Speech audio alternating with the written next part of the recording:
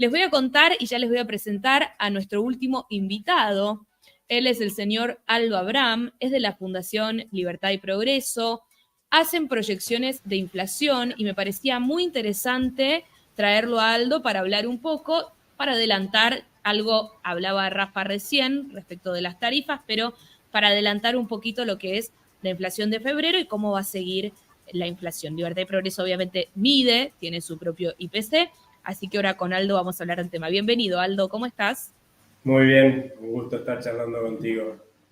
Bueno, Aldo, hablemos un poquito de lo que fue la inflación de febrero para ustedes. Ustedes tienen ya su medición, contame un poco cómo les dio. Vamos a tener el dato oficial la semana que viene, pero ya para ir adelantando un poquito. La inflación que relevamos nosotros para el mes de febrero dio 16,8. Eso quiere decir en realidad que hay que tomarlo como tendencia, que va a estar por debajo del 17%, una nueva desaceleración. Y lo que también estamos observando es que esa tendencia a la desaceleración se va a mantener en el mes de marzo. Algunos piensan que la inflación en marzo puede llegar a dar más alta que febrero, porque es cierto que usualmente, como tiene factores que llamamos los economistas estacionales, quiere decir que hay algunos precios que suelen subir más fuerte en el mes de marzo, por ejemplo la educación, ¿no? Es típico donde se verifican aumentos fuertes siempre en marzo, hacen que marzo sea un mes con más suba de precios mensual que el mes de febrero. En esta ocasión lo que está pasando es que la base sobre la que se está montando esas subas de precios que particularmente aumentan en el mes de marzo va a ser mucho más baja que la base de febrero, con lo cual lo que estamos observando es que es muy probable que veamos una suba de precios en marzo de 15% o quizás un poco menos también. Y ahí vale un poco explicar por qué estaría pasando esto, ¿no? Esto que hablo de que la base donde se está montando estos precios que suelen subir mucho en un mes en particular está bajando fuerte. Y eso tiene que ver con que durante el gobierno anterior se destruyó el valor de nuestra moneda para financiar sus excesos de gasto, pero resulta que cuando uno varía el valor, el poder adquisitivo de una moneda, cualquier moneda, eso tarda tiempo en reflejarse en los precios del conjunto de los bienes y servicios. En los países normales, por llamarlo de alguna forma, tardan entre 1 año y 2, depende de la confianza en la moneda que tenga ese país. En los países como la Argentina, que la gente no confía en su moneda, que tuvo que aprender a sobrevivir a inflación alta, hiperinflaciones incluso, esto pasa mucho más rápido. Tenemos mecanismos defensivos que nos permiten sobrevivir en este contexto que hemos desarrollado por décadas, y pasa que la mayoría tiende a reflejarlo recién en total, digamos, 4 meses, ¿no?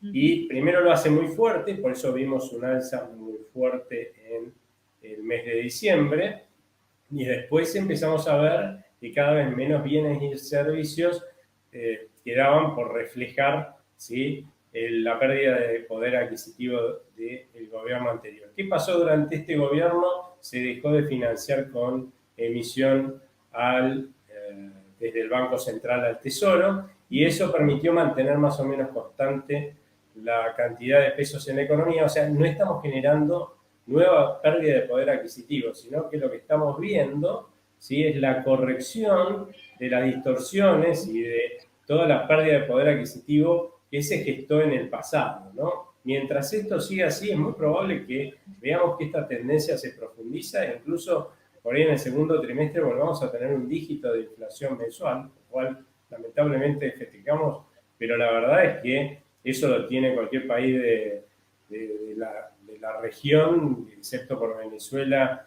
en por ahí 1 año o 2, lo que vamos a ver, y quizás sea en abril, ¿sí? O sea, hay Cuando una hablamos de tendencia, un ¿no? dígito, Aldo, hablamos de un 8, un 9, de un 5, un Claro. 6, no es lo mismo 8, 9 que 5, 6, ¿no? No, seguramente va a ser un 8, un 9, muy probablemente el primer número que veamos va a ser un 9, ¿sí? ¿Mm? Pero por eso decías, es notable que estemos tan acostumbrados en la Argentina que nos estafen con la inflación, que festejemos un 9%, Total, ¿no? Pero muy también es triste. cierto que venimos del 25%, y un 9% por ahí los países de la región lo tienen en 2 o 3 años. No, ¿Sí? muy triste. Lo que pasa es que hay algo para que entienda todo el mundo, que no es que la inflación va a bajar de 25 a 0 o de 25 a 1.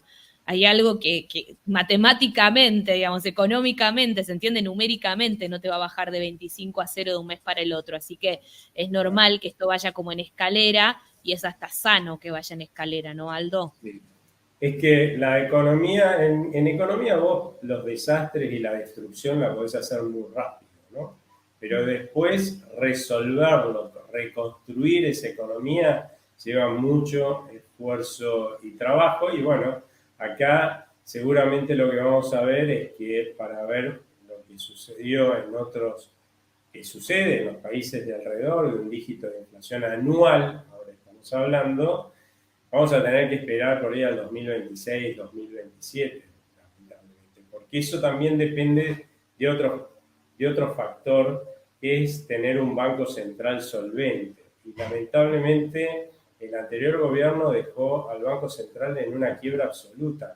No solamente no tenía dólares propios en el Banco Central cuando asume este gobierno, sino que está usando más de 11.000 millones de dólares prestados, ¿sí? Y hoy que se ha recuperado la compra de divisas por parte del Banco Central, de hecho ya han comprado casi 9.000 millones de dólares en lo que va de este gobierno, aún hoy lo que estamos observando es que el Banco Central todavía sigue usando más de 5.000 millones de dólares que son ajenos. Vamos a tardar en recuperar la solvencia del Banco Central como para que sea similar a los países, a la solvencia de los países que nos rodean, que justamente porque son solventes pueden garantizar tasas de inflación que son de un dígito anual. Y no solamente por eso, sino porque la diferencia entre los bancos centrales de los países vecinos y el nuestro es que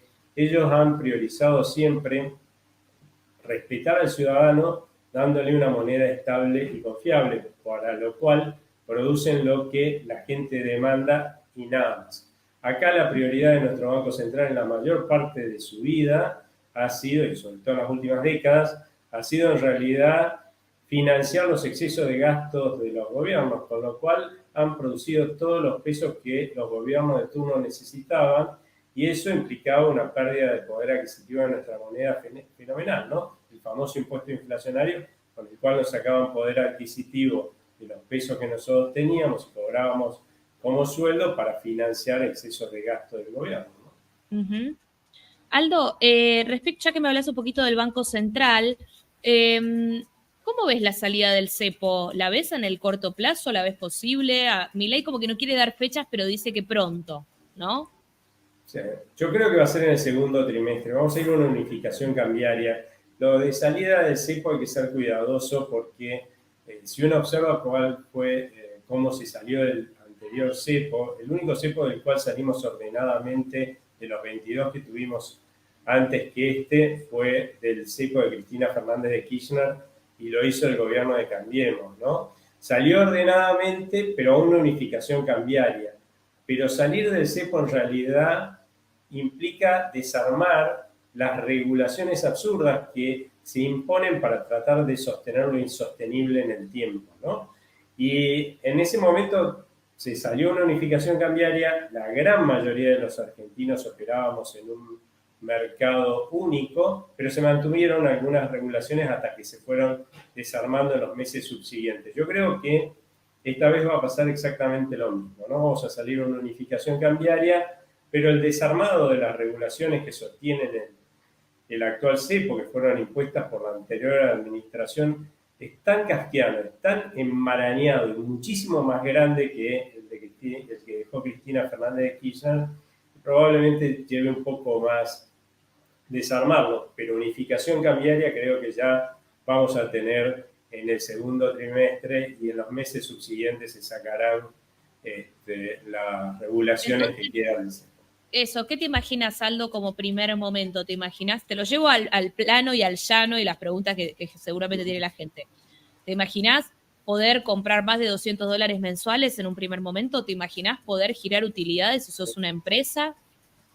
A ver, lo que vamos a poder hacer todos los argentinos es, como sucedió después de que se salió del cepo de Cristina Fernández de Kirchner en el gobierno de Cambiemos, vas a poder volver a ir a una casa de cambio, ¿sí? Y comprar todos los dólares que quieras legalmente, sin tener que hacer operaciones raras en la bolsa. Es más, vas a poder comprar en el mercado único y libre de cambio desde los dólares que quieras, desde tu mismo banco, cosa que hoy no se puede hacer porque el dólar oficial, las restricciones que hay, entre ellas los $200 famosos, que tampoco lo puede comprar casi nadie, hacen imposible esa operación, la tenés que hacer a través de apps y de operaciones en el dólar paralelo. Eso es lo que vamos a poder hacer casi todos los argentinos. Quizás las operaciones más grandes, como esto que vos comentabas, el remitir las ganancias de las empresas al exterior, tengan durante algún tiempo algunas restricciones que se van a ir removiendo, simplemente porque en los últimos años, como no les permitieron sacar sus ganancias, se ha acumulado ahí una deuda fenomenal, ¿no? Que no le podés decir, bueno, salgan a comprar dólares de un día para el otro para remitir todas esas ganancias, pero sí creo que en pocos meses van a estar eliminados incluso esas restricciones, ¿no? Bien, perfecto. Vamos a ver qué comentarios hay. El Banco Central no solo debe ser solvente, sino también independiente del gobierno de turno y nunca financiar al Tesoro Nacional. Bueno, Eso claro. es así. Es justamente por eso dado como ejemplo lo que pasa en los países vecinos, porque pareciera que es un milagro tener una inflación de un dígito, pero si cualquiera de nuestros funcionarios del pasado hubiera llamado por teléfono a sus pares, ministro de Economía, presidente del Banco Central de los países vecinos, lo que le hubieran dicho es exactamente lo que dije hace un rato. Ellos tienen un Banco Central independiente cuya prioridad es darle a la gente una moneda estable y confiable y produce los pesos que necesita, o la moneda nacional que necesita la gente, y por eso es estable y confiable. No es que andan poniendo precios congelados, regulando tarifas, todas esas tonteras que lo único que hacen es dañar la economía y la capacidad de crecimiento de un país, son los inventos que hacemos nosotros. Pero en los países vecinos no existen esos absurdos, ¿eh? Muy bien. Muchas gracias, Aldo Abraham, economista de la Fundación Libertad y Progreso. Gracias por tu tiempo. Muchas gracias a ustedes, ¿eh? Que tengan buena tarde. Igualmente. Bueno.